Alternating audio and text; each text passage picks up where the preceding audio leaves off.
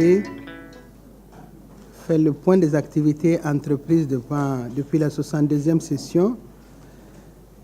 Une partie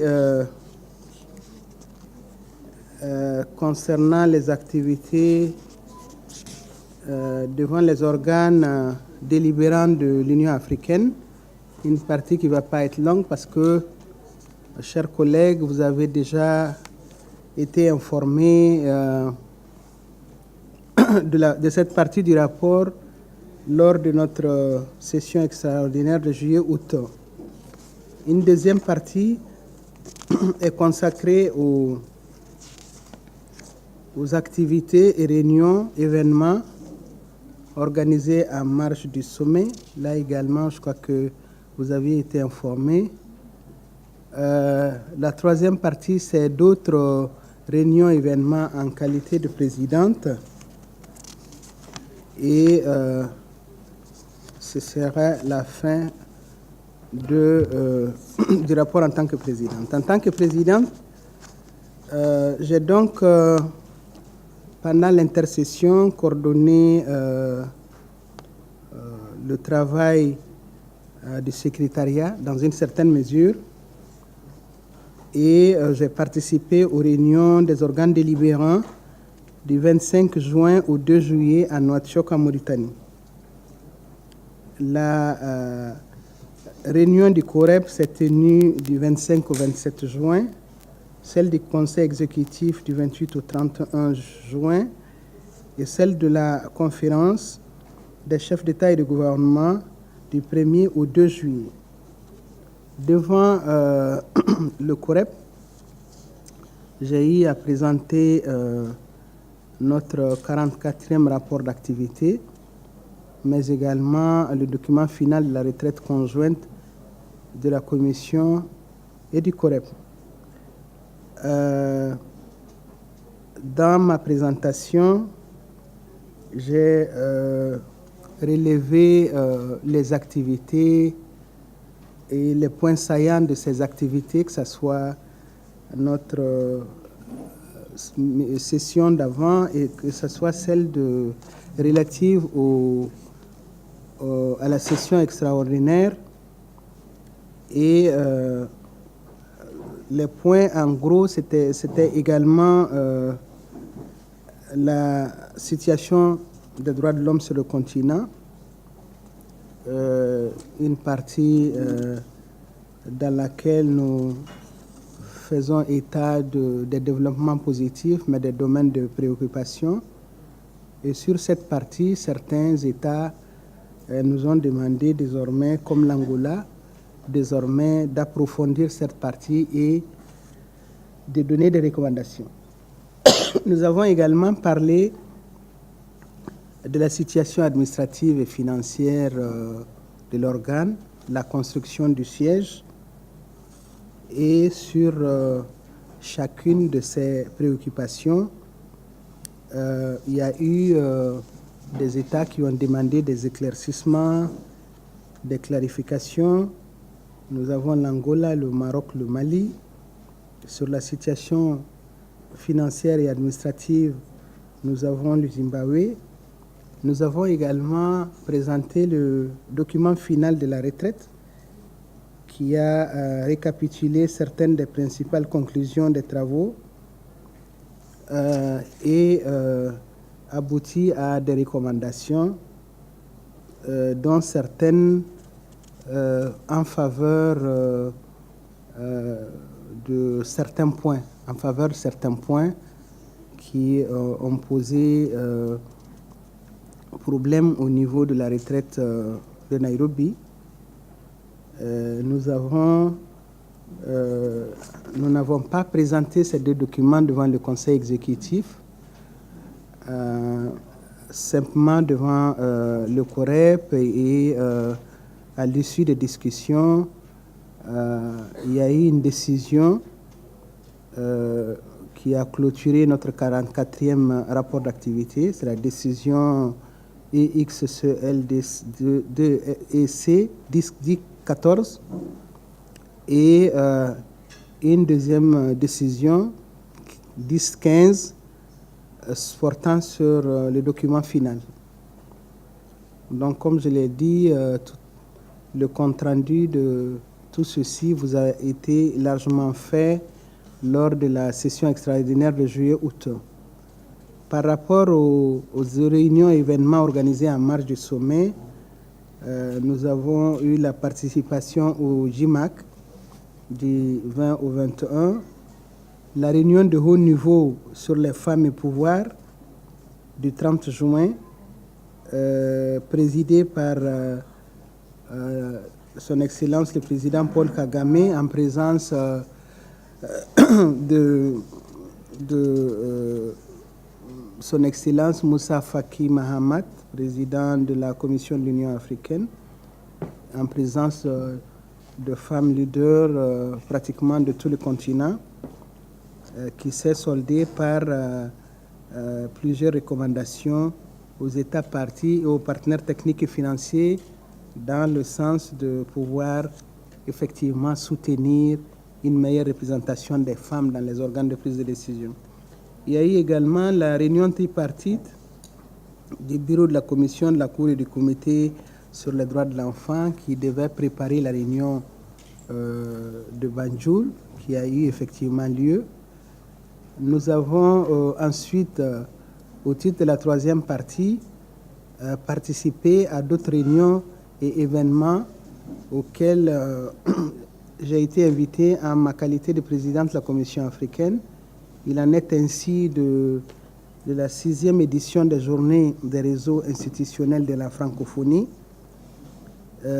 Ces journées ont enregistré la participation de personnalités du monde francophone où nous avons été sollicités à présenter un thème sur le rôle de la Commission africaine dans la prévention des violations des droits de l'homme par les industries extractives. Les participants ont été intéressés par le mandat et le travail de la Commission, les études, les recherches et surtout les guidelines qui ont été développées et qui sont autant d'orientations pour les États que pour justement ces réseaux qui vont s'en approprier. Et diverses recommandations ont été formulées à l'endroit de toutes les parties et acteurs intervenant dans le domaine des industries extractives en vue d'adopter des mesures législatives et autres appropriées pour la cessation des violations et leur prévention. Nous avons, et cette réunion s'est tenue à Paris les 29 et 30 mai, à Dakar les 25 et 26 juillet. Nous avons été également invités à participer au 5e séminaire francophone sur l'examen périodique universel. Là également, les objectifs de ce séminaire, c'était de partager les expériences et les bonnes pratiques en matière de préparation des États au passage de l'examen périodique universel et de mise en œuvre effective des recommandations qui leur ont été faites. Examiner la manière également de faciliter les actions de suivi avant et après le passage des États. Là également, nous avons été sollicités à présenter le rôle des mécanismes régionaux par rapport au système international des droits de l'homme et plus particulièrement le processus de l'EPI. Les travaux en atelier ont abouti à la formulation de plusieurs recommandations pertinentes sur la nécessité de mettre en place et de renforcer les mécanismes d'élaboration des rapports et de suivi de l'ensemble des recommandations. Du 30 juillet au 8 août, nous avons eu à participer à la 24e session extraordinaire. Le 9-10 août, nous avons eu la réunion avec la Cour africaine. 11-12 août, l'atelier consultatif avec la Cour africaine et le comité d'experts sur les droits de l'enfant par rapport à l'atelier consultatif tripartite sur la proposition d'un cadre conjoint de suivi de la conformité pour la mise en œuvre des décisions et recommandations de la Commission, de la Cour et du comité. Le 3 septembre, nous avons participé à la réunion tripartite également de la Commission, la Cour et le comité d'experts sur les droits de l'enfant. Et nous devions nous pencher sur les documents pertinents élaborés par divers consultants dans le cadre de la réforme institutionnelle de l'Union africaine et s'agissant surtout de l'implication ou de l'impact de cette réforme institutionnelle sur les organes judiciaires et quasi-judiciaires, en vue de dégager des pistes et points de vue communs. Là également, des recommandations ont été formulées par les 3 organes. Du 4 au 6 septembre, nous avons participé et animé le séminaire régional sur la mise en œuvre des décisions et recommandations de la Commission africaine des droits de l'homme et des peuples. Cette activité a réuni des représentants de 24 pays de l'Afrique de l'Est, de l'Afrique australe, mais également des institutions nationales des droits de l'homme et les ONG.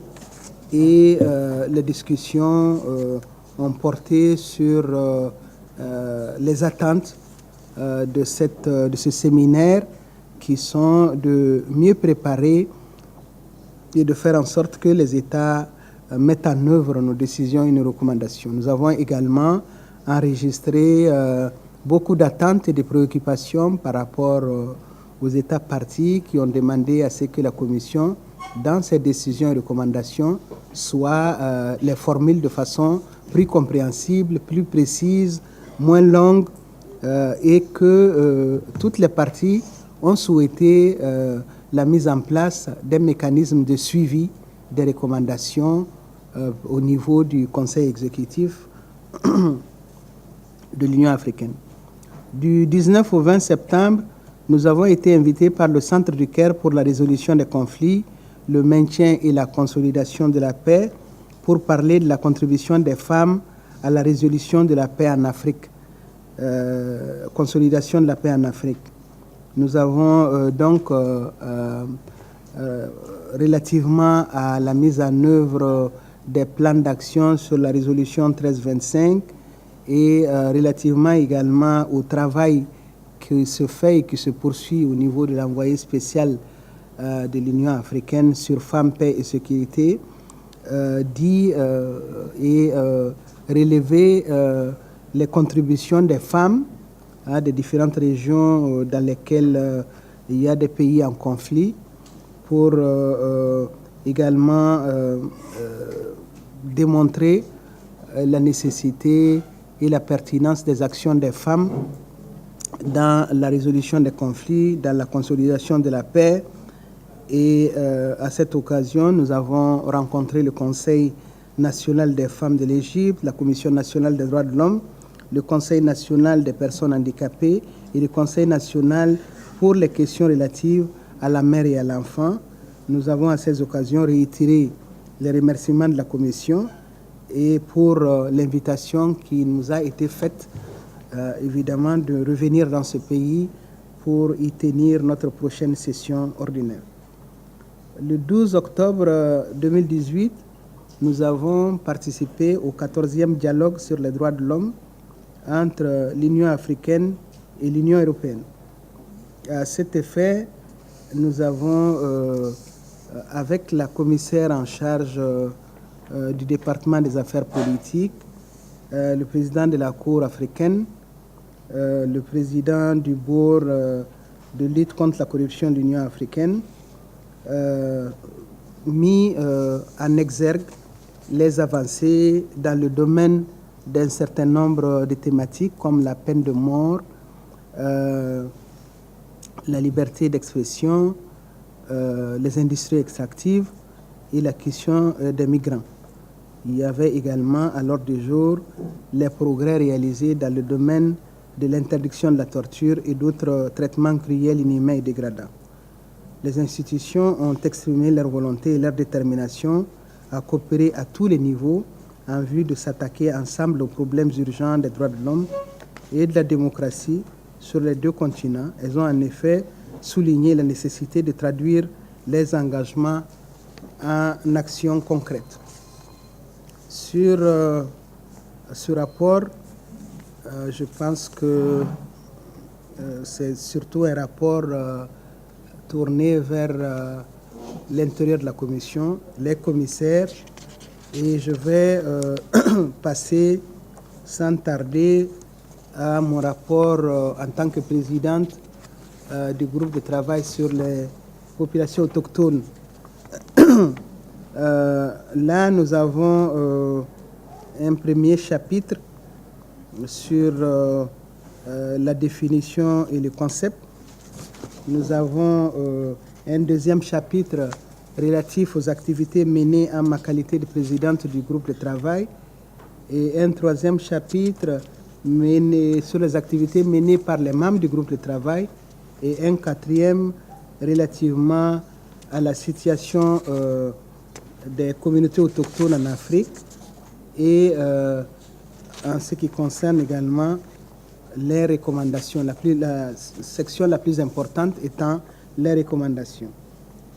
Par rapport au chapitre 1, le travail de ce groupe de travail est confronté en matière de promotion des droits des populations autochtones par beaucoup de malentendus et d'idées fausses autour du sens et de l'applicabilité du concept de peuple autochtone en Afrique, malgré tout le travail de sensibilisation qui a été fait autour du rapport de 2003 qui a été adopté par l'Union africaine. Jusqu'à l'heure actuelle, dans beaucoup de pays, la notion ou le concept de communauté autochtone ou de peuple autochtone n'est pas partagé et n'est pas accepté. Il fait pourtant référence à des communautés dont la culture et le mode de vie diffèrent considérablement de ceux de la société dominante, dont le survie du mode de vie particulier dépend de l'accès à leurs droits aux terres traditionnelles et aux ressources naturelles. C'est des groupes également qui souffrent de discrimination dans la mesure où ils sont considérés comme moins développés et moins avancés et ont un accès inégal ou des fois absent à cause souvent de l'isolement géographique. Et ils sont exposés également à plusieurs formes de marginalisation, souvent politique, et économique et sociale. Mais dans la plupart des cas en Afrique, c'est des groupes également qui s'auto-identifient comme étant autochtones. En tant que présidente du groupe de travail, nous avons fait un appel urgent à l'Érythrée le 14 septembre 2018 au sujet de l'expulsion présumée des populations Afar et Kunama de leurs terres ancestrales sans dédommagement et sans consultation préalable. Nous avons particulièrement mis en exergue le fait qu'il s'agit au moins de 2000 familles qui ont été expulsées sans compensation en raison donc du projet de construction et d'expansion d'une base militaire des Émirats arabes unis mis en œuvre à l'intérieur ou autour de la ville portière d'Asta dans la région sud de la mer Rouge. Nous avons donc appelé à l'attention de son Excellence, Monsieur le Président de l'Érythrée, le fait que l'expulsion du peuple Kunama de ses terres ancestrales posait véritablement un problème des droits de l'homme. À présent, nous n'avons pas encore reçu de réponse. Il y avait également une mission en Afrique du Sud auquel nous devions être associés. Malheureusement, la mission a coïncidé avec le séminaire régional de la Commission africaine à Zanzibar. Nous avons donc demandé à ce que l'Afrique du Sud puisse nous donner d'autres dates pour cette visite spécifique sur les populations autochtones de ce pays. Nous attendons encore la réponse. Au titre des activités menées par les membres du groupe de travail, il y a la session de formation de Pretoria, c'est le 8e cours. Le groupe de travail a un accord avec le Centre des droits de l'homme de Pretoria pour délivrer des cours sur spécifiquement les droits des populations autochtones en Afrique. Et nous en sommes à la 8e édition. Chaque année, ce cours est organisé en septembre à Pretoria. Le cours de cette année a enregistré la participation de 27 représentants d'États et de pays européens aussi, des représentants de pays européens et d'Amérique du Sud. Au nombre des participants figuraient également des représentants des communautés autochtones africaines, des étudiants de 3e cycle, des universitaires, des représentants des gouvernements, des agents de la fonction publique et des représentants d'ONG.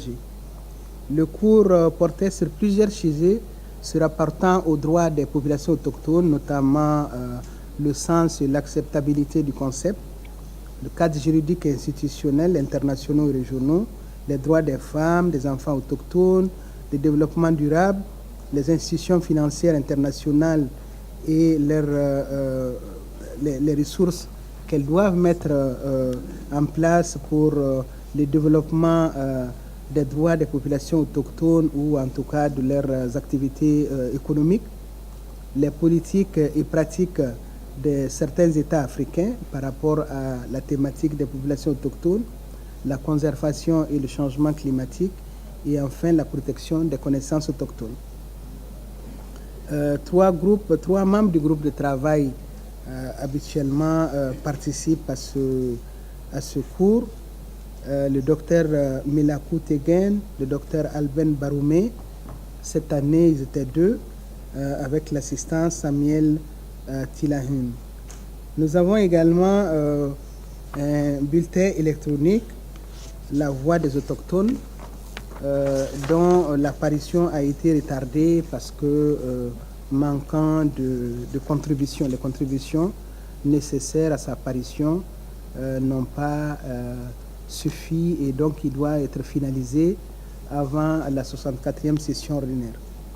Nous avons tenu également une réunion du groupe de travail le 22 et 23 octobre ici même à Banjul, où nous avons examiné l'agenda du groupe de travail autour justement des activités prochaines, notamment l'organisation d'un dialogue sur l'étude relative à l'impact des industries extractives sur les populations autochtones à Kampala. Les dates vont être incessamment fixées. Nous avons également un membre du groupe de travail qui a assisté à la conférence d'Amsterdam qui s'est tenue sur le thème « Défendre les défendeurs, création de nouvelles coalitions afin de protéger les droits des populations autochtones ». Le membre du groupe de travail Milakou Tegen a pris part à cette conférence et, comme je l'ai dit, la conférence a réuni des défenseurs de la cause des droits des populations autochtones, non seulement de l'Afrique, mais de plusieurs régions du monde, avec la participation de la rapporteure spéciale sur les droits des peuples autochtones, Mme Victoria Corpus. Et au cours de cette conférence, le membre du groupe de travail qui nous a représentés a donné un bref aperçu de la position des États africains par rapport aux droits de l'homme en général et aux droits des personnes autochtones, des populations autochtones en particulier. La conférence a également servi de cadre et de point de ralliement des divers défenseurs des droits des peuples autochtones de par le monde. Au titre du chapitre 4 sur la situation des communautés autochtones en Afrique, pendant l'intercession, il a été noté des développements positifs, mais également négatifs, concernant la reconnaissance et la protection des populations autochtones sur le continent. Au titre des développements positifs, on peut dire que le 25 septembre 2018, la Cour de justice de l'Afrique de l'Est a rendu une décision pour interdire au gouvernement tanzanien d'expulser les communautés Maasai d'une parcelle de terre de 1500 km². La dite décision interdit également la destruction des fermes Maasai et la confiscation du bétail présent sur la propriété. Elle interdit aussi au service de l'inspecteur général de la police d'user du harcèlement et de l'intimidation contre les plaignants avant le prononcé d'une sentence finale sur cette affaire. Il convient de rappeler que l'année dernière, j'avais en vain adressé plusieurs lettres d'appel au gouvernement tanzanien concernant des expulsions, des harcèlements, intimidations de populations autochtones. C'est pourquoi nous nous réjouissons de la décision encourageante de la Cour de justice de l'Afrique de l'Est et nous exhortons le gouvernement de la Tanzanie à respecter cette décision. Toutefois, la situation des populations autochtones pendant l'intercession a connu également certaines régressions. Nous avons ainsi noté qu'en Algérie, même si les amendements apportés à la Constitution de 2016 reconnaissent le tamazight comme l'une des langues officielles de la République, le gouvernement n'a jusqu'ici pris aucune mesure d'ordre législatif, politique ou administrative pour donner effet à cette disposition encourageante de la Constitution. Dans le même ordre d'idée, la République du Congo n'a pas encore pris de mesures pour matérialiser la reconnaissance des communautés autochtones dans sa Constitution de 2015. Dans la région du Sahel, plus précisément au Mali, au Niger et dans le nord du Nigeria, l'insurrection, le terrorisme et les conflits intercommunautaires ont continué à mettre en danger la vie et les systèmes de subsistance des communautés autochtones nomades. En Érythrée, l'absence de connaissance juridique des droits des pasteurs à la terre a débouché sur l'expropriation de la terre qu'ils exploitent pour garder ou en faire paître leurs bêtes sans consultation préalable ni la moindre forme de déménagement. En Éthiopie voisine, les effets de la politique gouvernementale de villagisation continuent de produire des conséquences négatives. Les communautés ont quitté leurs terres ancestrales fertiles pour des zones souvent isolées et du fait de l'insuffisance ou de l'inexistence des infrastructures de base, elles sont naturellement confrontées à des conditions de vie difficiles. En Namibie, les Kwa du parc national du Botswana continuent de subir des sévères restrictions en ce qui concerne l'accès à des ressources naturelles, ce qui compromet gravement leurs moyens de subsistance. Le gouvernement du Kenya demeure encore non engagé à mettre en œuvre effectivement la décision prise en 2010 par la Commission sur l'affaire des Andoroy et sur l'application également de la décision d'OGEC concernant les OGEC de la Cour africaine connaît également les mêmes retards s'agissant de son mise en application et des effets de ces deux décisions sur les communautés Andoroy et OGEC. S'agissant des activités que nous prévoyons de tenir, comme je vous l'ai dit, nous avons ce dialogue qui doit être organisé en Ouganda et nous avons la mission en perspective en Afrique du Sud. S'agissant des recommandations par rapport aux États parties, nous leur demandons d'être ouverts à la coopération et aux échanges avec le groupe de travail et les autres parties prenantes sur la question des populations autochtones, de réviser les lois, les politiques et les pratiques préjudiciables aux communautés autochtones, en particulier ceux concernant le développement. Nous demandons également aux États de créer un environnement propice et favorable permettant à leurs communautés autochtones d'évoluer et de travailler en toute liberté, en particulier s'agissant des représentants des communautés autochtones et des ONG qui travaillent sur cette thématique. Nous leur demandons également de mettre un terme aux politiques d'expropriation des populations autochtones de leurs terres sans consentement préalable et sans compensation satisfaisante, de respecter et de mettre en œuvre les décisions de tous les organes régionaux et sous-régionaux relatives aux populations autochtones, à cet égard de coopérer et de travailler étroitement avec les communautés autochtones concernées et d'autres parties prenantes en vue d'une meilleure mise en œuvre et d'une mise en œuvre effective des décisions. D'observer et d'œuvrer en faveur de la réalisation du cadre stratégique de l'Union africaine pour le pastoralisme en Afrique. Aux communautés autochtones elles-mêmes, nous leur demandons de créer des organisations fortes et actives qui œuvrent sans relâche et de façon satisfaisante aux besoins et exigences de leur communauté, de s'exprimer d'une seule voix et de rester unis et de créer des réseaux en vue d'exprimer leur solidarité avec toutes les communautés et organisations autochtones, aux organisations nationales et internationales de fournir l'assistance technique, matérielle et financière requise aux communautés et organisations autochtones ainsi qu'aux chantres de la cause autochtone, de s'abstenir enfin de poursuivre leur propre agenda aux dépens ou au nom des communautés ou organisations autochtones. Voilà, mesdames et messieurs, la présentation que j'avais à faire sur le travail du groupe de travail sur les populations autochtones. Je vous remercie. Et on me dit que sur cette thématique, aucune question n'a été enregistrée, ou en tout cas aucune... oui, l'Algérie, nous attendions à l'expression de l'Algérie. Oui, vous avez la parole, l'Algérie. Merci. شكرا السيدة الرئيسة.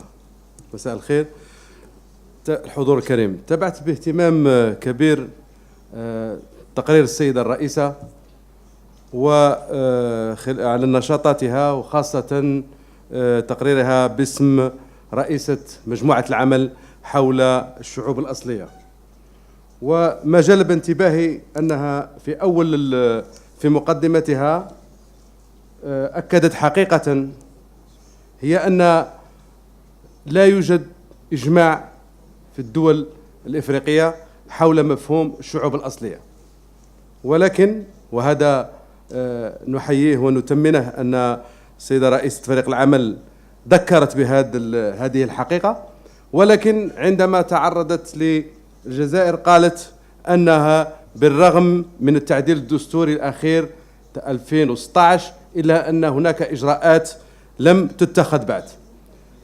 فأود فقط أن أعيد الموضوع في سياقه. إذا كان فيه تعديل دستوري في الجزائر في سنة 2016 فلا يدخل في إطار حقوق الشعوب الأصلية، لأنهم كما تعلمون أن هذا المفهوم بالنسبة للجزائر يعيدنا إلى الحقبة الاستعمارية، والشعب الجزائري برمته شعب أصلي ويرفض رفضا باتا من الناحية الثقافية والتاريخية هذا المصطلح، لأنه يذكرنا بالعهد الاستعماري. والجزائر تحتفل بعد غدا بذكرى 1 نوفمبر اندلاع الثورة، ولا لا يحبذ الشعب الجزائري أن يوصف ضمن الشعوب الأصلية لأنه يعود إلى العهد الاستعماري. أما ما جاء في التعديل الدستوري حقيقة أنه تم دسترة أو ترسيم اللغة الأمازيغية كلغة رسمية باعتبارها مكون أساسي للشعب الجزائري، وليس باعتبارها أنها حق من حقوق الشعوب الأصلية الذي لا نتقاسم هذا المفهوم. ومما جاء في هذا التعديل أنه يعمل على تقوية الوحدة الوطنية وتعزيز الديمقراطية التشاركية. أما ما لاحظته السيدة رئيسة فريق العمل بأن الإجراءات لم تتبع، فأعلم اللجنة الموقرة أنه فيه الآن كما ذكرنا في مداخلتنا بعنوان النقاش المشترك أن فيه قوانين بصدد الإعداد، ومن بين هذه القوانين مشروع قانون الأكاديمية اللغة الأمازيغية، فهنا عمل منصب على إنشاء اللغة الأمازيغية. وعملت الإدارات كل الإدارات حاليا على أن تدرج اللغة الأمازيغية في كل تدريجيا، ما نقولش بصفة نهائية ولكن تدريجيا تدرج اللغة الأمازيغية في وثائقها الرسمية. زد على ذلك أن تدريس اللغة الأمازيغية يشمل حاليا تدريجيا كل الولايات الوطن، ففقط أن أعيد أن نضع هذا الموضوع في إطار في إطار تعزيز الوحدة الوطنية وليس في إطار حقوق الشعوب الأصلية. وشكرا. Merci, distingué délégué de l'Algérie. Au tout début de mon rapport, j'ai bien dit que nous avons, au niveau de ce groupe de travail, des obstacles pour avancer parce que en 2003, l'Union africaine nous avait demandé de faire rapport pour essayer de dégager les caractéristiques qui caractérisent les populations autochtones ou les communautés autochtones. Et ce rapport de 2010 a été approuvé par l'Union africaine. Dès lors, en principe, je dis, parce qu'il y a des questions qui relèvent de la souveraineté des États, mais si nous sommes ensemble et si nous nous inscrivons dans la dynamique, la logique et la vision des droits de l'homme et du droit international des droits de l'homme en ce qui concerne les peuples autochtones, nous avons effectivement un certain nombre de caractéristiques. Nous avons également mené des études dans les différents pays, y compris le vôtre, en Afrique du Nord, l'Algérie, le Maroc, la Tunisie. Et en ce moment même se tient le congrès à Mazig au Maroc, où des populations amazighs de l'Algérie, du Maroc et de la Tunisie sont réunies pour parler de leurs problèmes. Nous avons dit également que ce qui caractérise ces populations autochtones, ce n'est pas en fait la reconnaissance juridique de leur pays, mais le fait qu'elles s'identifient. C'est elles qui disent qu'elles sont autochtones. Ce n'est pas nous qui le disons, c'est elles qui disent qu'elles sont autochtones au sens du droit international du terme, qui n'a pas développé une définition, mais qui se caractérise par un certain nombre de critères.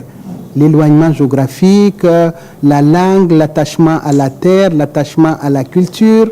On a vu que dans certains pays, il y a eu effectivement des politiques de sédentarisation de ces populations autochtones. Elles ont refusé.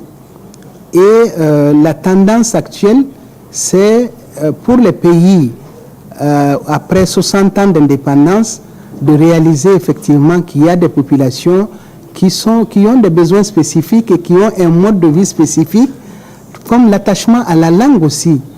Et que les pays, dans les projets de développement en matière de promotion et de protection des droits de l'homme, les pays devraient intégrer les besoins, les préoccupations de ces populations au lieu de les caporiser et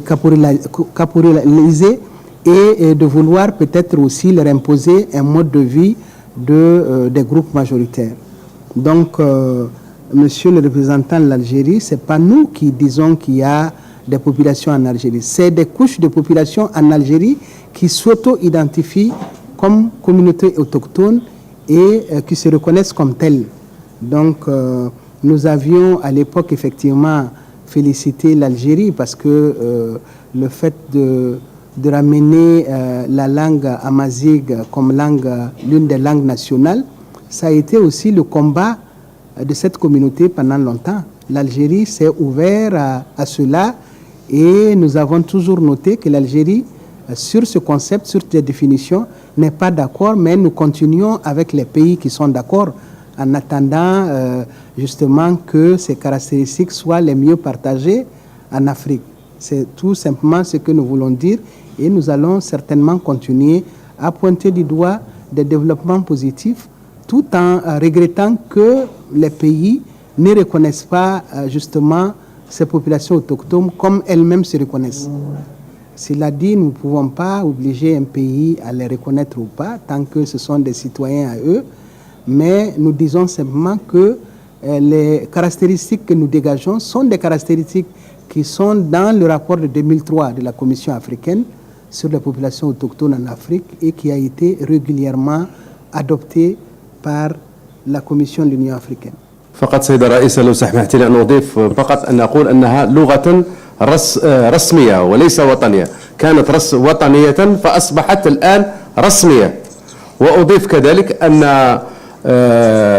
قرار السيد رئيس الجمهورية بإعلان السنة الأمازيغية عيد وطني يوم 12 جانفي من كل سنة أصبح عيدا وطنيا للاحتفاء برأس السنة الأمازيغية. وشكرا. والاختلاف فقط كان في تبويب فقط، ليس تحت إطار الحقوق الشعوب الأصلية، وإنما إصلاحات في إطار تعزيز الوحدة الوطنية. وشكرا جزيلا. Merci, distingué de l'Algérie. Nous notons vos préoccupations et explications. Monsieur le vice-président, vous avez la parole pour la présentation de votre rapport. Thank you, Chair. I'm presenting this report as Vice Chair of the Commission and also a Special Rapporteur on Freedom of Expression and access to information in Africa. And the report I'm presenting covers a number of issues. It covers my intersessional activities, and also I provide an assessment of the situation on freedom of expression and access to information in Africa during the period January to October 2018. So in terms of my intersessional activities, both as Vice-Chairperson of the Commission and as a Special Rapporteur, the Chair already has reported on some of the activities, so I will not mention them in detail. So for example, the retreat, which was held in Nairobi, the joint retreat with the PRC, which I participated in, and also as part of the Bureau, my participation in the July 2018 AU Summit, which was held in Nouakchott, again, which has been reported on. Now, again, in July, I was also part of the mission which undertook, the delegation which undertook a promotion mission to the Republic of Botswana. In July, the last week of July, in Kampala, Uganda, I participated in a judicial training organized by Equality Now on the role of judicial officers in implementing the Maputo Protocol and promoting women's rights. This was a meeting which comprised judges from 5 African countries, including South Sudan, Sierra Leone, Uganda, Tanzania, and Kenya. I also participated in the extraordinary session of the Commission, which has already been reported on, and also in the proceeding meeting of the joint bureaus of the Commission and the African Court on Human and People's Rights. In September, on the 1st of September, I was in a validation meeting of the African Court's comparative study on the law and practice of reparations and draft reparations guidelines in Arusha, Tanzania. Now, in September 2018, the 3rd to the 8th of September, I participated as part of the delegation from the Commission, which undertook a promotion mission to South Africa, during which we met both state and non-state actors to discuss the human rights situation in that country. Now, as Special Rapporteur, in the last week of September, I undertook an advocacy visit to Nigeria. The purpose of the visit was to build capacities and raise awareness on Article 9 of the African Charter in respect of issues of freedom of expression and access to information. And as Special Rapporteur in October, I also convened a meeting of a technical drafting team constituted to work on revision of the Declaration of the Principles on Freedom of Expression in Africa, which was initiated in terms of resolutions of the Commission, a number of resolutions of the Commission, including Resolution 362.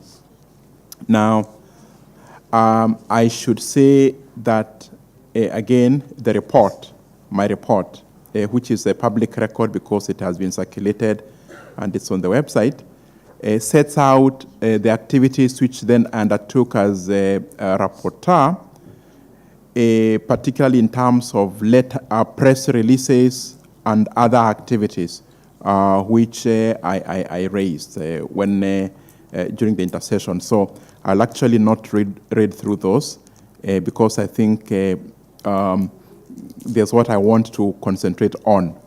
I should say that I did make a number of requests for promotion missions. I made requests for promotion missions in respect of Ghana and also in respect of Liberia and also Ethiopia. So I want to spend the rest of my time focusing on the situation on freedom of expression and access to information in Africa. Now, this section is prepared on the basis of one of my terms of reference as a rapporteur on freedom of expression, which requires me to submit regular reports on the extent of realization of Article 9 of the African Charter. So this part of the section is premised on Article 9 of the Charter. Now, freedom of expression is a critical enabler of other human rights. And as such, it is an important component of our democratic society. And that's why it's extremely important that we keep looking at it, because where there is freedom of expression and access to information, then other rights, whether it's to participation or to health, are thereby facilitated, are thereby potentially realized. That's why we need to keep this in mind. So in my report, one of the areas which I focus on is on the question of criminalization of defamation and insult. So criminalization of defamation and insult. And when you look at Resolution 169 of the Commission, it calls on states to repeal criminal defamation laws or insult laws which impede freedom of speech, and also to refrain from imposing general restrictions that violate freedom of expression. Now, I think I do welcome the fact that there are positive steps which have been taken in a number of countries towards decriminalization of defamation. And in this regard, I wish to acknowledge the Lesotho High Court, sitting as a constitutional court, which during the intercession declared criminal defamation unconstitutional. And actually, I should say that Africa's judiciaries have been fairly outspoken in this regard. So if you look at countries as far apart as Kenya, Zimbabwe, and Gambia, all these have declared a criminal defamation unconstitutional, and that is quite commendable. I also acknowledge the Luanda court in Angola on 6 July 2018, which acquitted an investigative journalist and editor who had been charged on insult and defamation charges. So again, that we thought was extremely commendable. The decision also of the High Court of Kenya on the 19th of September 2018, lifting the ban on the film Rafiki, which had been imposed by the Kenya Film Classification Board on the ground that it promoted lesbianism. So again, we commend the Kenya High Court in that regard. And finally, the decriminalization of general defamation in Rwanda's revised penal code. Now, I should, however, state that while the penal code of Rwanda decriminalized general defamation, one of my concerns in that regard is that the code has also introduced a number of provisions that restrict freedom of expression, and notably one of the article which prohibits humiliation of national authorities and persons in charge of public service, either verbally, through gestures, threats, writing, and use of cartoons. Now, then I also note with concern that on the 27th of April 2018, Mauritania enacted a law that prescribes mandatory death penalty for anyone convicted of blasphemous speech and acts deemed sacrilegious. This law does limit or can limit journalistic freedoms. Now, Chair, in respect of media rights, which is one of the other areas I discuss, the declaration recognizes the key roles that the media plays in a democratic society to ensure full respect for freedom of expression, in promoting the free flow of information and ideas, and assisting people to make informed decisions, and in facilitating and strengthening democracy.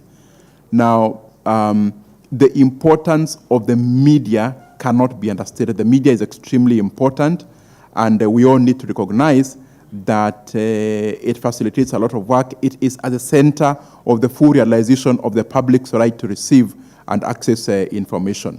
So in the above regard, I commend the government of Equatorial Guinea, again for the release of a journalist on 7 March 2018. These are cartoonists who had been detained arbitrarily for nearly 6 months on charges of forging. And clearly, the concern is that he was not detained for that, he was detained for other issues, political issues. Also commending the government of Ethiopia for the release of a number of journalists who had been, I think we're speaking about people like Eskinder, Nega, who had been incarcerated for a long while, and who were released during this period. Also, I commend the government of Ethiopia for the government's decision on the 22nd of June 2018 to unblock, I think it was 264 websites and blogs. So again, this is quite commendable in terms of getting the media to do its work.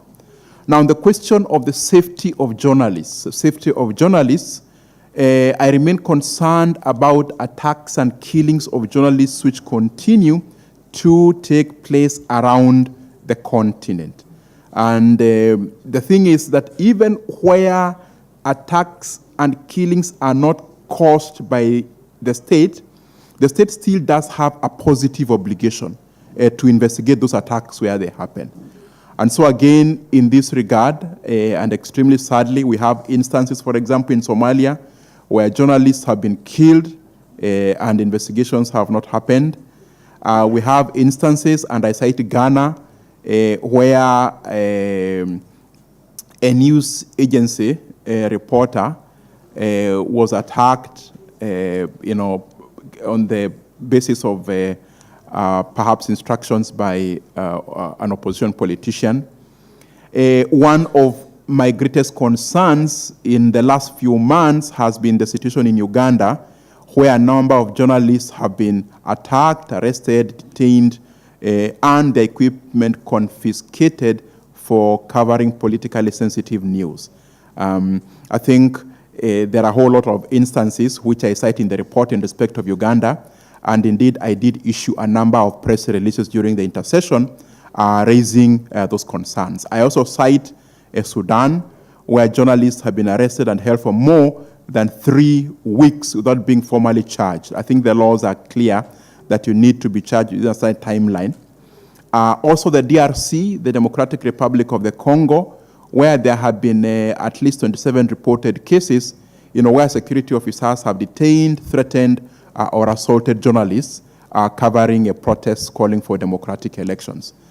Now, I then address media shutdowns. Media shutdowns are an affront to press freedom, and they are usually designed to suppress a political and media space. And again, this as rapporteur is something which makes me extremely concerned.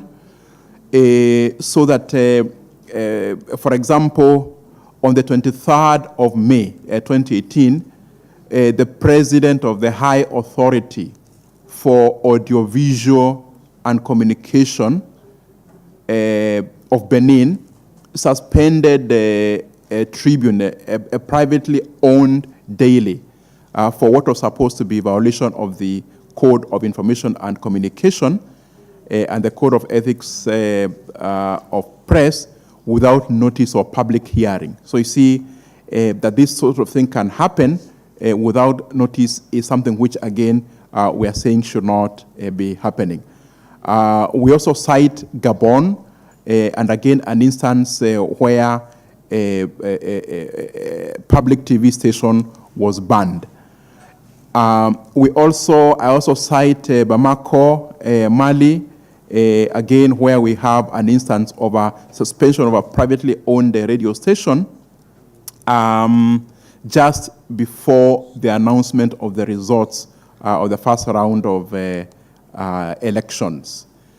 Now, we also cite the government of Kenya, which shut down 4 privately owned television stations when they sought to air or cover the live swearing in of opposition leader who had disputed the election results of the 2017 general elections. Now, internet shutdowns and overly stringent regulation in respect of the internet and social media, we are saying here that the internet is important in facilitating the exercise of various rights. And our message as the African Commission and also as a rapporteur, if you look at Resolution 362, is really that space needs to be respected. And that is why I also raise concerns where there are internet shutdowns which take place, which happen. And in the above regard, I cite the fact that mobile internet in a number of countries, mobile telephony or internet being unavailable, and I cite Addis Ababa in Ethiopia at some point, actually in the last couple of months, I think during the month of September, quite recently, so therefore. I also cite Chad, which shut down social media platforms such as Twitter, Facebook, and WhatsApp without explanation. And I also cite Cameroon, where again there has been a huge issue with the internet shutdown in the Anglophone region of the country. And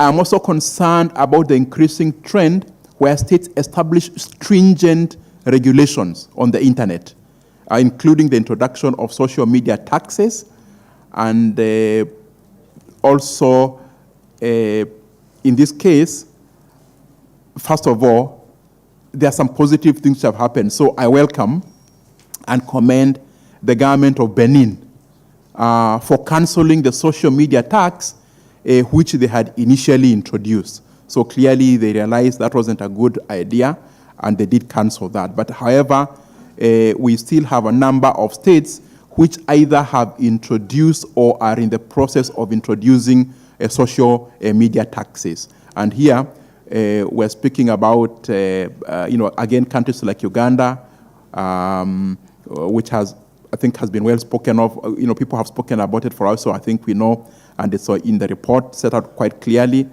I'm also citing Zambia, which introduced a tax, a tariff on internet phone calls. The point I think we are making here is that when you introduce this sort of tax or tariff, really the people who you affect the most are the poorest, and particularly if they are stiff.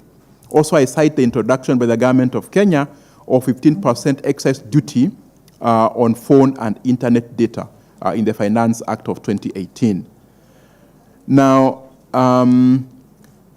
the final area I wish to discuss, Chair, is a question of access to information. And what I say is that the right to information is a fundamental human right necessary for the enjoyment of other human rights. This right is important. I think we had our panel earlier and we had this discussion, which therefore means that as Special Rapporteur, I continue to encourage the enactment of more freedom of information laws in Africa.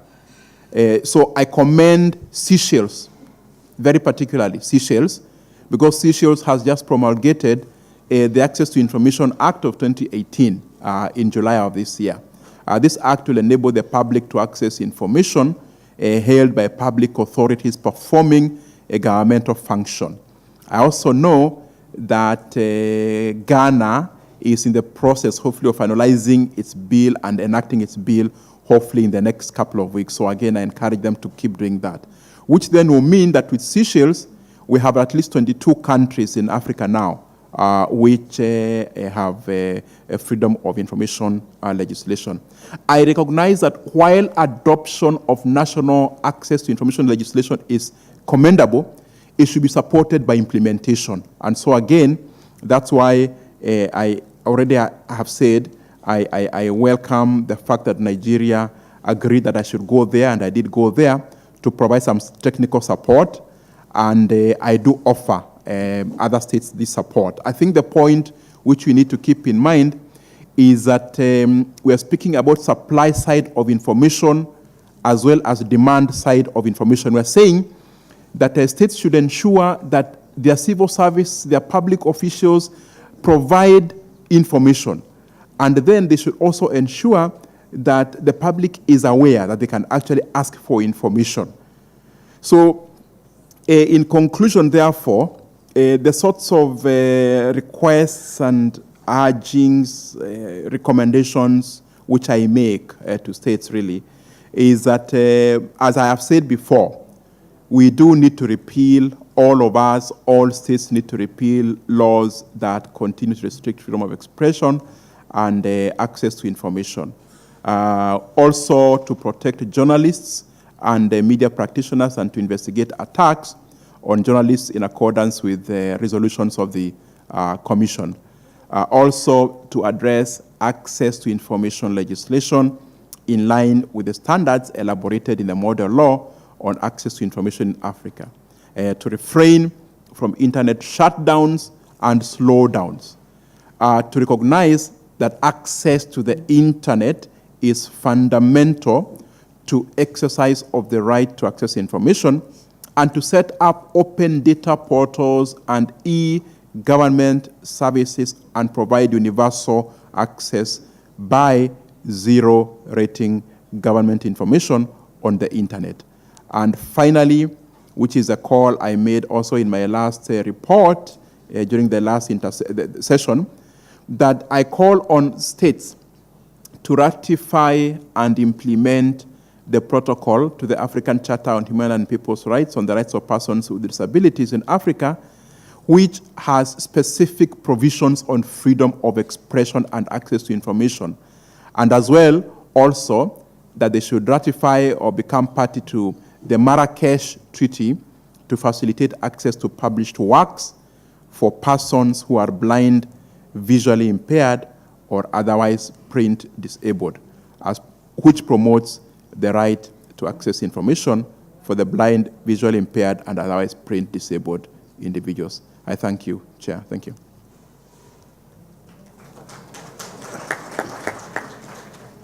Merci, honorable vice-président. J'ai sur ma liste deux demandes d'intervention. International Institute for Child Protection. Madam Chairperson of the African Commission on Human and People's Rights, honorable members of the Commission, distinguished representatives of state parties, dear colleague human rights defenders, ladies and gentlemen.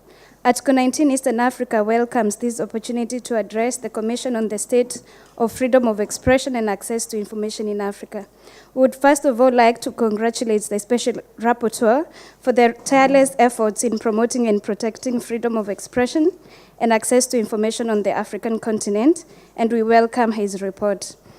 Article 19 welcomes the process of the revising of the Declaration of the Principles of Freedom of Expression in Africa, which is spearheaded by the Special Rapporteur in accordance with Resolution 362, 350, and 222 that call on the Special Rapporteur to revise or expand the Declaration to include freedom of expression and access to information issues that may have been included in part or omitted from the Declaration.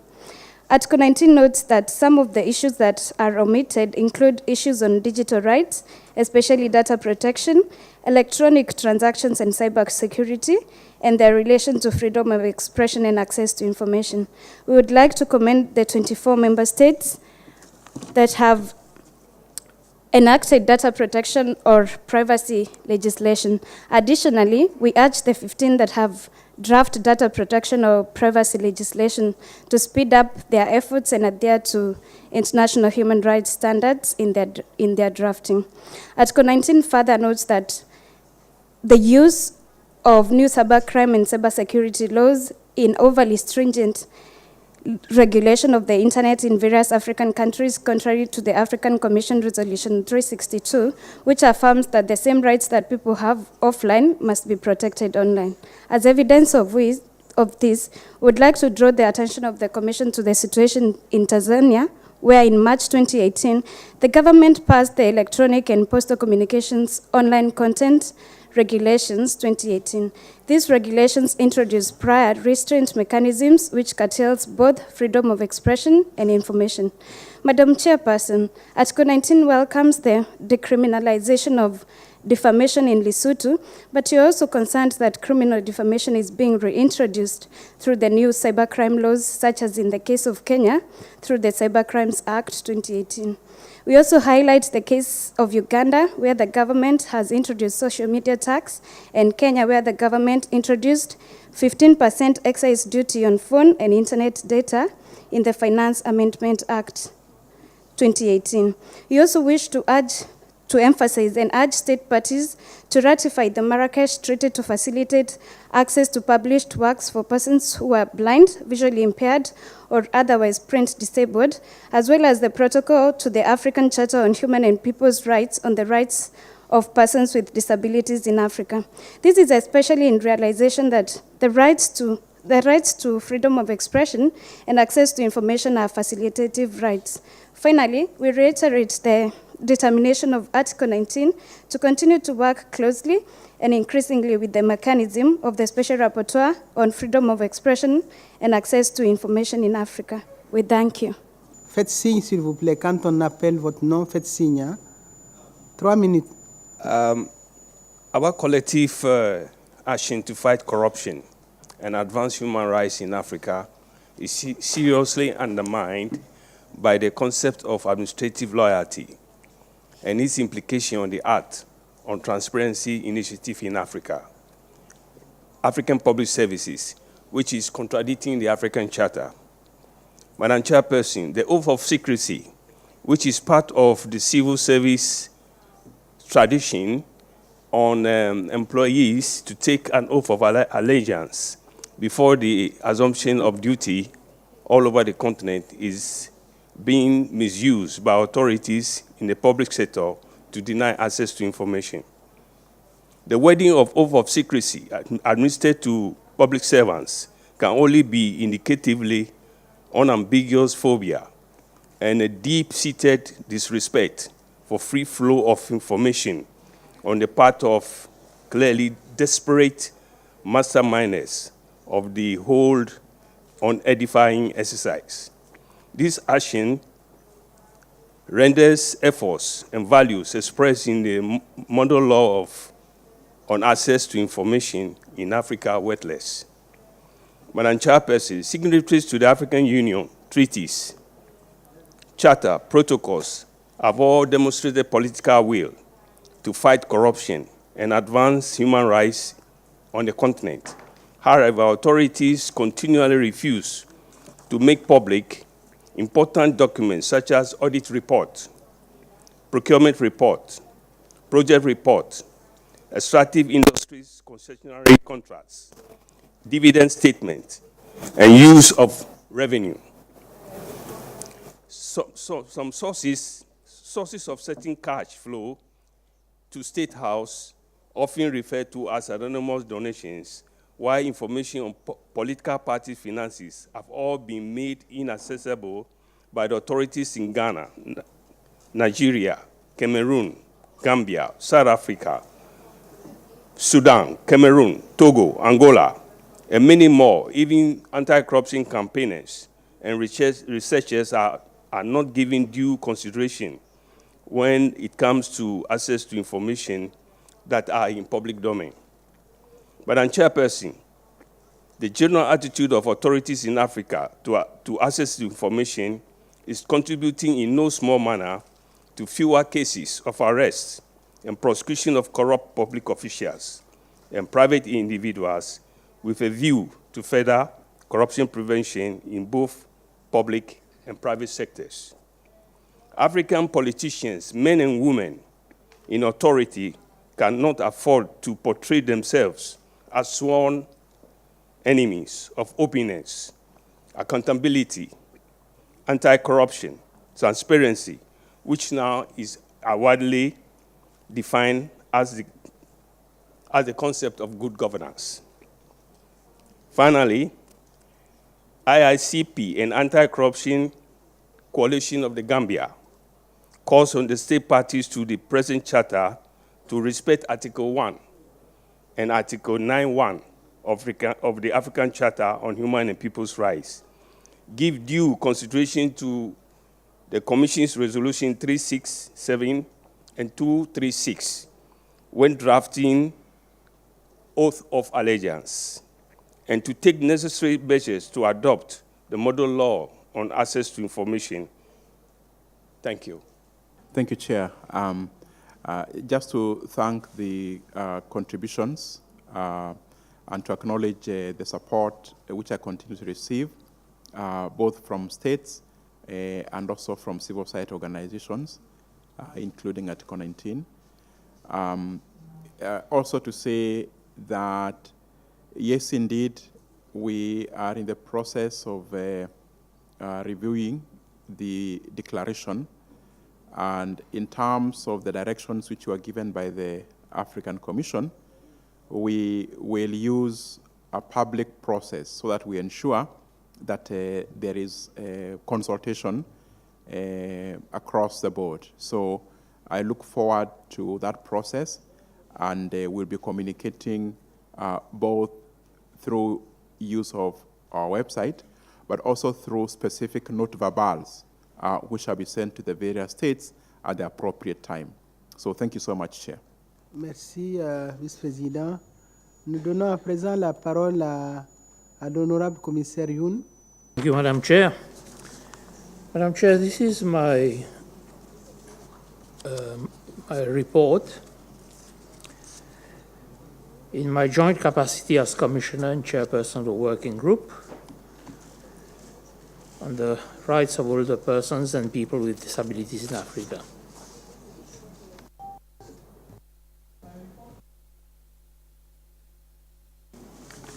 My report, Madam, outlines my intercession activity and it covers the period starting from the 62nd ordinary session held in Nouakchott to the present session. For reasons beyond my control, I could not attend the 24th ordinary session of the Commission. I have participated in the 62nd ordinary session of the Commission, which took place from 25th of April to the 9th of May in Nouakchott, Mauritania. I also participated in a joint retreat of the Permanent Representatives Committee of the African Union and the African Commission on Human and People's Rights, which was held in Nairobi, Kenya, on the 4th and the 5th of June this year.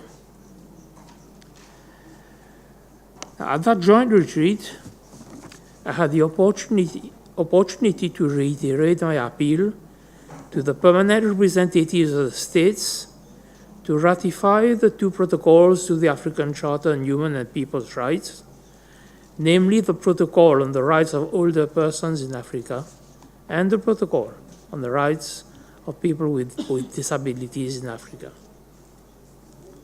Emphasis was placed on the fact that the two protocols were as much the protocols of African states as they had gone through all the validating processes.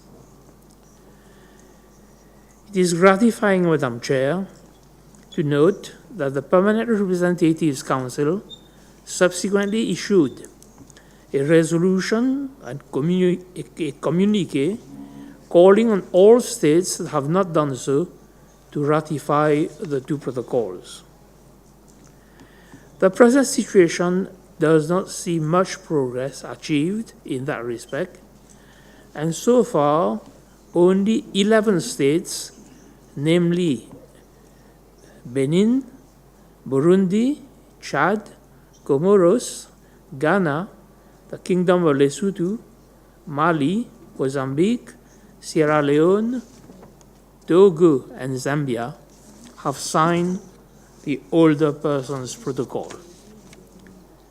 A positive and encouraging note is that the Kingdom of Lesotho has made a bold step on the 10th of October this year and is the first state to ratify the said protocol, which is highly commendable.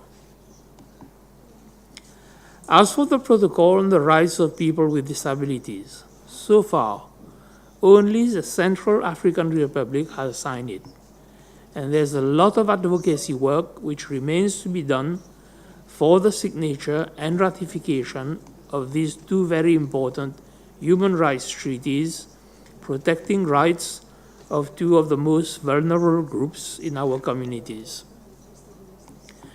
I therefore, yet again, make an urgent appeal so that the 15 ratifications can soon be reached for both protocols.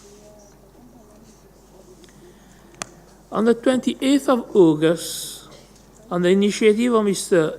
A.K. Dube, member of the Working Group on the Rights of Older Persons and Persons with Disabilities, I was invited to speak at the regional workshop of Alliance for Rights Africa towards Disability Inclusion, the ARADI. The workshop was held in Mauritius and was well attended by representatives of the Alliance from continental Africa, Madagascar, Comoros, Seychelles, and Mauritius. Mr. Lefoko Kesamang from the Department of Social Affairs at the African Union Commission was much involved with the validation processes of the Disabilities Protocol, also attended the workshop, and it was an opportunity for us to discuss further strategies for gathering the necessary ratifications so that the protocols come into force as binding treaties. I had a further opportunity to make an appeal to all the NGOs present to lobby and engage in advocacy so that the Protocol on Disabilities can soon obtain the critical mass of 15 ratifications.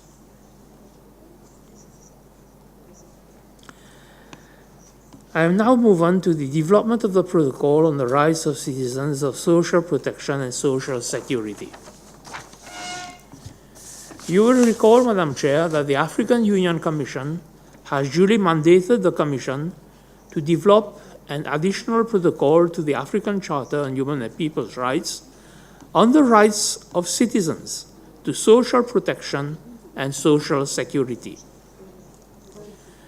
And that at the level of the Commission, the working group chaired by my colleague, Mrs. Jamesina King, as well as the working group chaired by me, are part of the task force put in place to work on this document in collaboration with Dr. Nhongo and Professor Olivier, the two experts commissioned to undertake that task. The first draft of this protocol was tabled before the Commission at its 24th EOS, and the Commission made comments and observations to be included by the experts for further consideration at the present ordinary session. The experts have been working, and during the reporting period had made my inputs and comments to their work whenever I have been consulted or requested to do so. We are already at the third draft now, and hopefully this third draft of the protocol will be adopted at this ordinary session if the Commission is satisfied of the outcome document which will be tabled before us. I have continued my collaboration with partners of the working group during the intersession and provided information, clarification to various requests from these stakeholders. An example of this constant collaboration is exchanges and guidance provided to Women Enabled International with regard to various procedures of the Commission and how this organization could participate in the work of the Commission as far as its area of expertise is concerned.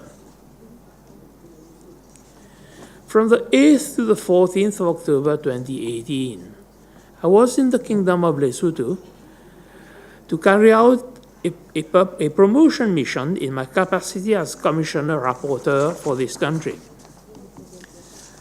The mission is a result of the fruitful dialogue which I maintained with officials from Lesotho, attending sessions and other activities of the Commission throughout those past years.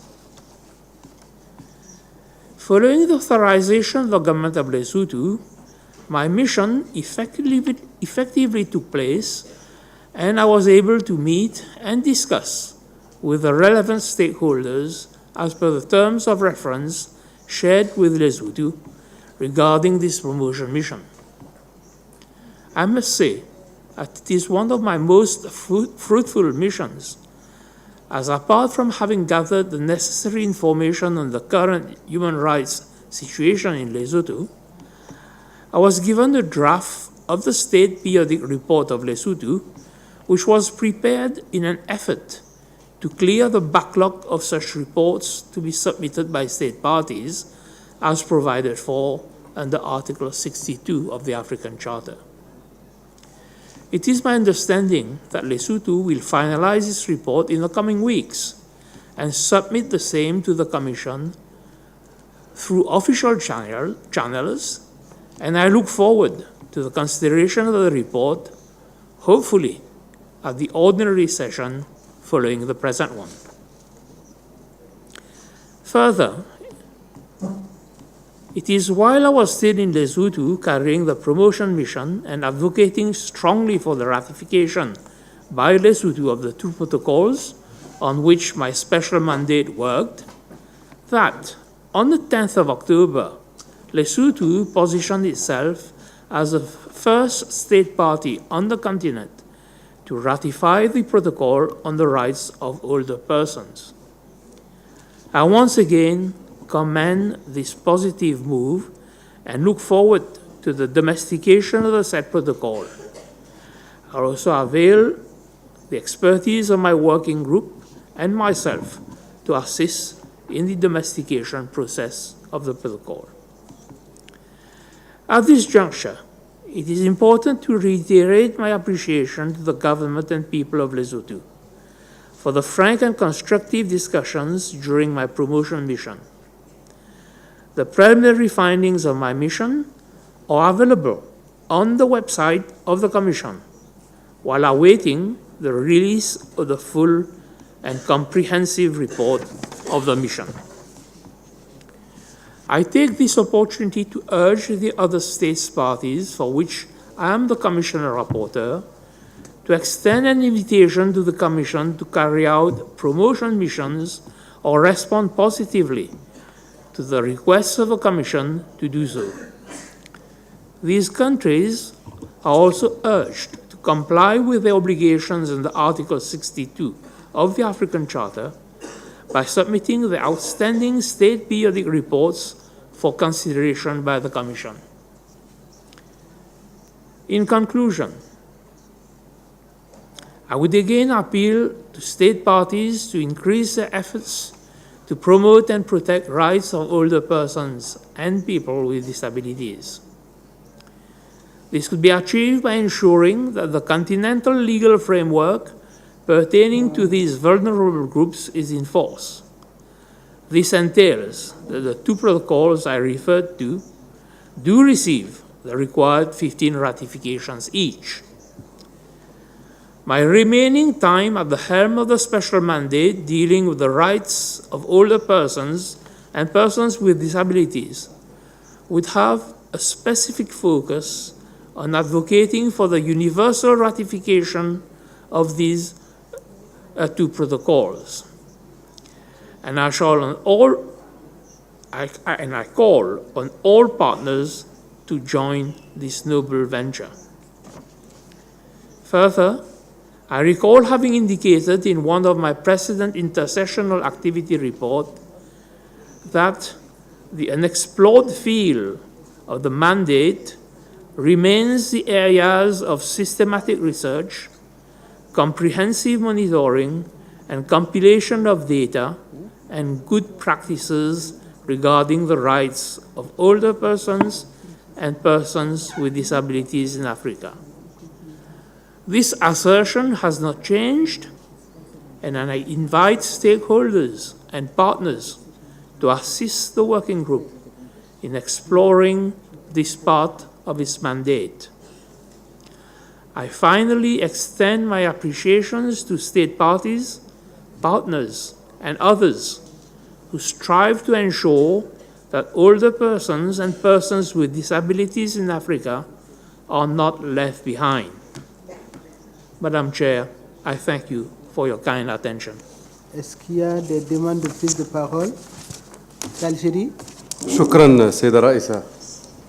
أود أن أشكر السيد المحافظ يونغ بصفته رئيس فريق العمل حول حقوق الأشخاص المسنين وأشخاص ذوي الإعاقة، ونتمن هذه الولاية باعتبارها تعمل على ترقية أحد القيم الإفريقية.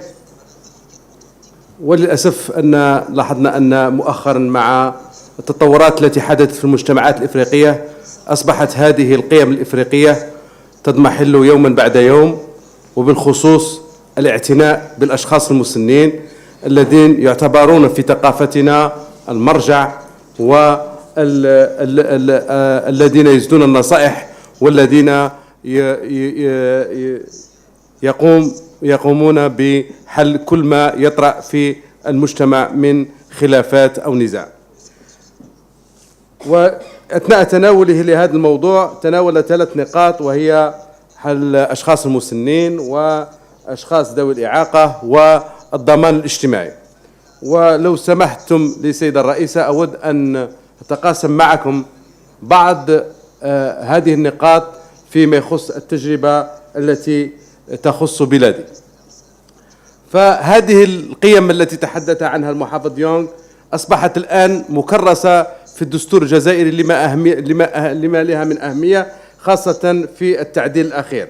فعلى سبيل المثال إذا أخذنا حقوق الأشخاص المسنين، تنص الفقرة المادة 72 من الدستور المعدل على أن الأسرة والدولة تحميان الأشخاص المسنين. الأسرة والدولة تحميان الأشخاص المسنين، كما نصت المادة 79 على أنه يتوجب على الأبناء القيام بالإحسان إلى آبائهم ومساعدتهم تحت طائلة المتابعات. إذن فهي تؤكد على أنها مسؤولية مشتركة ما بين الدولة والأبناء. أما فيما يخص الضمان الاجتماعي، يعتبر من القانون العام الضمان الاجتماعي حق العامل في الحصول على الضمان الاجتماعي. كل عامل يستوجب القانون أن يكون له ضمان اجتماعي. ولكن أكثر من ذلك، حتى بالنسبة للأشخاص الذين لا يعملون أو المسنين أو الذين في وضعية هشة، تتحمل الدولة، يتحمل الخزينة العمومية تتحمل دفع أقساط الضمان الاجتماعي لهم حتى يتمكنوا من حصول على خدمات اجتماعية، وهذا ما يعرف عندنا ببطاقة الشفاء. هذه البطاقة التي يستعملها المواطنون سواء عمال أو غير عمال. ونصت في هذا الإطار كذلك نصت المادة 69 أن الحقوق مضمونة للعمال كحق في العمل والحق في الحماية والأمن والنظافة والحق في الراحة. كما أضافت أن القانون يضمن حق العامل في الضمان الاجتماعي، هذا بمقتضى حكم أو بمقتضى مادة دستورية. أختم فيما يخص الأشخاص المعوقين أو أصحاب الأشخاص ذوي الإعاقة. ففي هذا الإطار كذلك تناول الدستور هذه الحقوق وأعطى لهذه الفئة في المجتمع حقها، ويعمل على إدماجها في المجتمع حتى تكون عنصر فعال، وليس على أساس أنها تتلقى مساعدات إنسانية، وإنما على أن تكون مدمجة وفعالة ومنتجة في المجتمع. إذ نص الدستور على أن الدولة تعمل على تسهيل استفادات الفئات الضعيفة ذات الاحتياجات الخاصة من الحقوق المعترف بها لجميع المواطنين وإدماجها في الحياة الاجتماعية. وفي الأخير لا يسعني إلا أن أؤكد مساندتنا لهذه الولاية ولكل النشاطات التي تقوم بها، وأكرر وأؤكد باعتبارها هذه الولاية نابعة من القيم الإفريقية التي ينبغي المحافظة عليها. وشكرا. Madam Chairperson, the SUT welcomes the report, and given the complexity to economic, health and social issues faced by older persons, the SUT decided and committed to ratify the protocol to the African Charter on Human and People's Rights of Older Persons. And as has already been mentioned, the SUT hosted the promotion mission from the 8th to the 12th of October 2018. This served as introspection as we took stock of our achievements, shortcomings, and the challenges that lie ahead in the promotion and protection of human rights of our citizens. We await the report of the mission and the recommendations which we commit to implement to the best of our ability. During the mission, Lesotho also submitted to the Commissioner her draft report on the African Charter, which covers the 2nd to the 8th periodic reports and the initial report on the Maputo Protocol. Preparations are underway to submit the report officially to the Commission, and Lesotho wishes to engage in a dialogue with the Commission in the next session. I thank you. Just to avail myself of this opportunity to express my appreciation for the support and kind words coming from Algeria and from Lesotho. Well, I think the essential remains to be done, and the essential would be in the camp of government. I cannot sufficiently stress the necessity for those two protocols to get the support of government through their ratification. For the older persons, I've said older persons protocol, we've reached 11. It's not very far, so we need 4 more. But then, I mean, signatures, but we need ratification. But still, we've already got 11 supports.